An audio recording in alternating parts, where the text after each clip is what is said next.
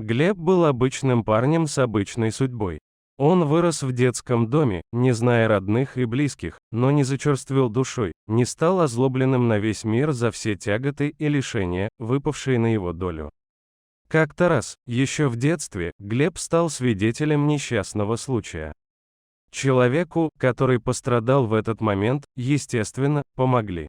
Приехала скорая, мужчине оказали первую помощь и отвезли в больницу. Все закончилось хорошо, а вот маленький Глеб не мог оторвать взгляда от врачей скорой.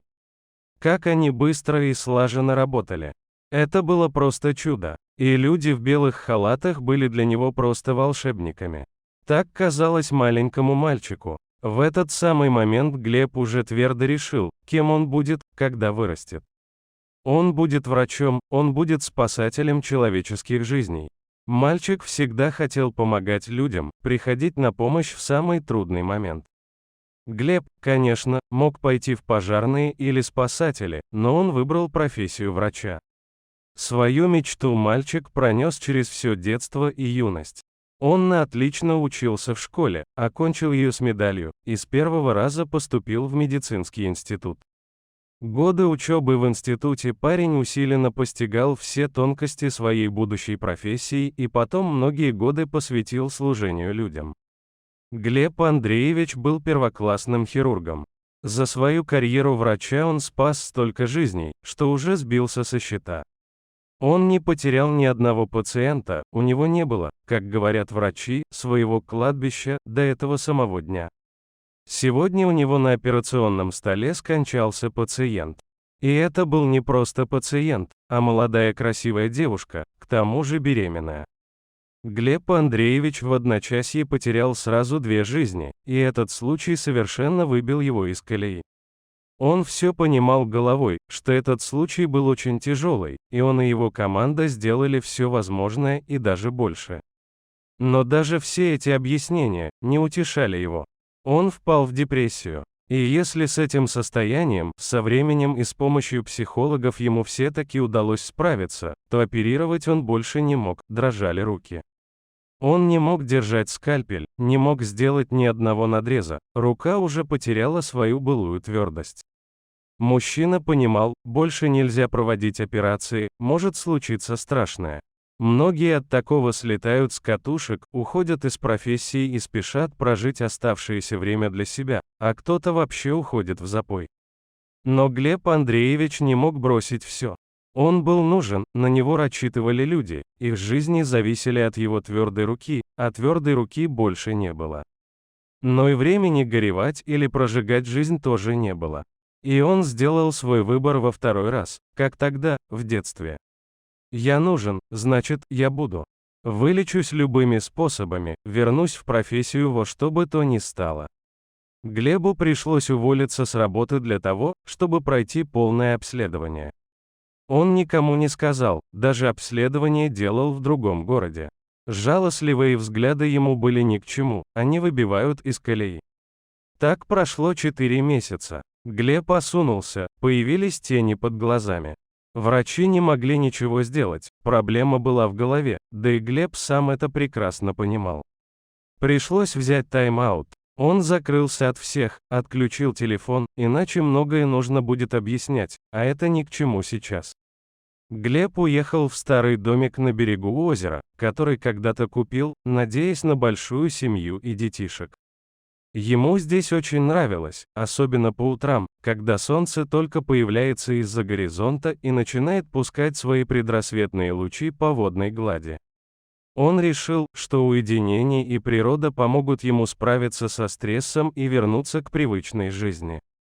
В один из дней, перед закатом, он, сам не зная почему, пошел прогуляться вглубь леса. Он просто шел, ни о чем не думая, слушал пение птиц, шелест деревьев, вдыхал запах травы. Да, хорошо на природе. Смотришь вокруг и понимаешь, здесь всегда будет жизнь. Она наполняла собой все, от травинки до могучих столетних деревьев. Седая, сморщенная, такая добрая на вид старушка шла ему навстречу. Глеб еще удивился, откуда она взялась в деревне, вроде он раньше ее не встречал, да и как в таком возрасте она преодолевает такие большие расстояния. Полная корзина целебных трав навела его на мысль, видимо, это та самая знахарка, травница, про которую говорят в деревне. Ему даже советовали обратиться к ней за помощью, но Глеб не особо верил в народную медицину. Ты спасаешь сотни жизней, а со своей не можешь справиться. Эх, ты, герой. Кто же тогда их всех спасет вместо тебя? Вдруг заговорила старушка, явно обращаясь к Глебу. Я знаю, что ты помощи не попросишь, поэтому сама тебе помогу. И старушка пристально посмотрела на мужчину. Ему бы удивиться, откуда бабушка в лесу все про него знает, откуда у нее столько знаний о нем, но он слушал ее как завороженный. Но я же не один такой. Врачей много, с моим уходом ничего не изменится. Больницы продолжат работать, грустно сказал Глеб. Пойдем со мной, есть для тебя первое задание на пути возвращения к новой жизни. Глеб очень удивился, но последовал за старушкой. В лесной избушке старой знахарки было тепло, сухо и уютно, пахло травами, дымком от топившейся печи. На подстилке в углу сидел маленький серый волчонок. «Вот», — сказала старая травница, — «друга тебе нашла». И она показала пальцем на волчонка. «Бери к себе, подлечи немного, раненый он, будет тебе верой и правдой служить». Зверобой его зовут. И это все. Удивился мужчина. Но волчонка все-таки взял. Пока да, время все расставит на свои места, загадочно сказала пожилая женщина. Так Зверобой поселился в доме Глеба Андреевича. Почему я раньше не догадался завести себе друга, подумал он. В заботах о маленьком больном животном время побежало еще быстрее. Глеб очень привязался к своему питомцу. Волк отвечал ему тем же. Он рос очень быстро и из маленького заморыша вскоре превратился в прекрасное здоровое животное, преданное беззаветно своему хозяину.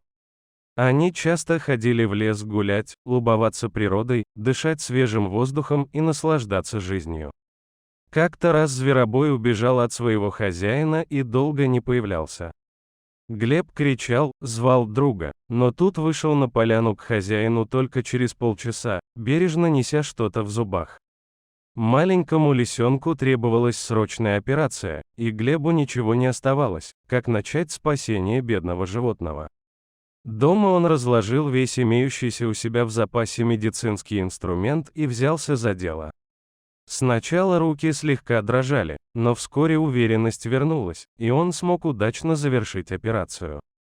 С тех пор так и повелось, периодически Зверобой приносил своему хозяину раненое зверье из леса, а врач делал все, что положено для спасения божьих тварей. Теперь Глеб понял, каким образом помогла ему вновь обрести себя старая травница. Она подарила ему друга, а друг вернул ему веру в себя. Несколько дней прошли в раздумьях, и вскоре Глеб Андреевич вернулся к работе. Первый же день привезли пациентов после аварии. Только сложная операция, тогда, возможно, они будут спасены. Рука Глеба Андреевича была тверда, он сделал все как надо. 3 человек обрели второй шанс на жизнь. В этот момент хирург был счастлив. Как только он вышел из операционной, он опустился на стул в ординаторской и заплакал, пока его никто не видел. В этот же день вечером мужчина вернулся домой, в деревню на озере. Он обнял волка, улыбнулся и сказал: «Спасибо тебе, Зверобой. Значит, будем жить».